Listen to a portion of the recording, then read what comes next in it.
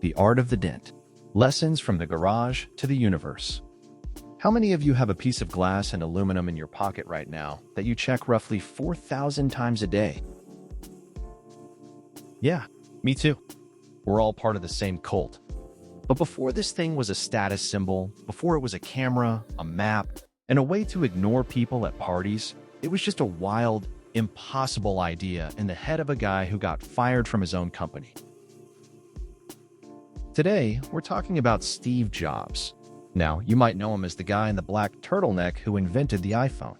But I want to talk to you about the guy who failed, loudly, publicly, and often, and why his obsession with the details changed the way we live. Steve wasn't born a tech titan. He was a middle-class kid from California, adopted by parents who promised he'd go to college. He got there, looked at the tuition bills, looked at the boring classes, and thought, nah. He dropped out of Reed College after 6 months. But here's the cool part. He didn't stop learning. He stayed on campus as a drop-in. He slept on the floors of friends' dorm rooms, returned Coke bottles for 5-cent deposits to buy food, and walked 7 miles across town every Sunday just to get one good meal a week at the Hare Krishna temple. While his friends were studying useful things like economics, Steve took a calligraphy class because he thought the posters on campus looked cool. His parents probably thought he'd lost his mind.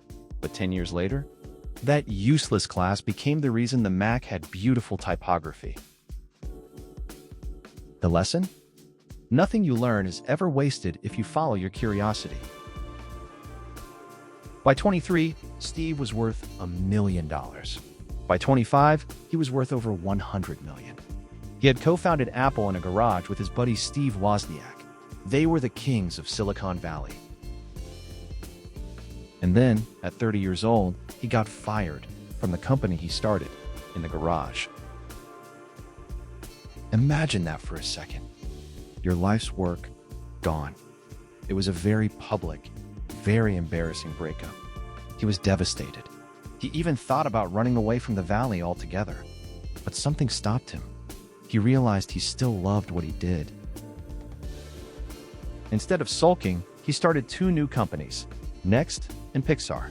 Yes, that Pixar. Without Steve getting fired, we wouldn't have Toy Story.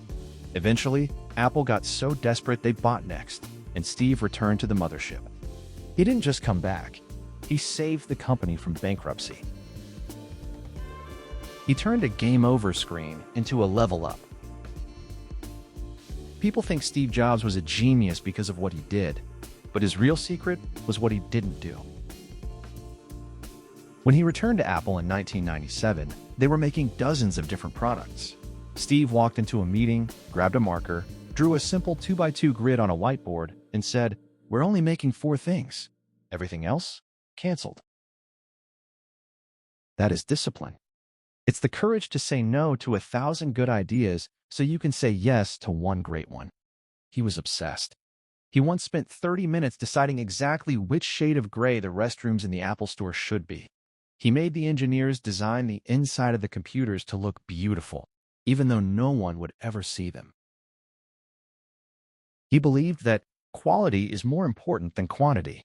1 home run is much better than 2 doubles. To understand Steve's mindset, you have to look at what he lived by. Here are a few things he said that we should all probably tattoo on our brains. He said, "Stay hungry, stay foolish." This was his North Star. Never settle, and never be afraid to look like an idiot for trying something new. He said, "Innovation distinguishes between a leader and a follower." He didn't want to make a better pager. He wanted to make something we didn't even know we needed yet. He said, "The only way to do great work is to love what you do. If you haven't found it yet, keep looking. Don't settle." Steve knew that if you're just doing it for the paycheck, you'll quit when it gets hard. And it always gets hard.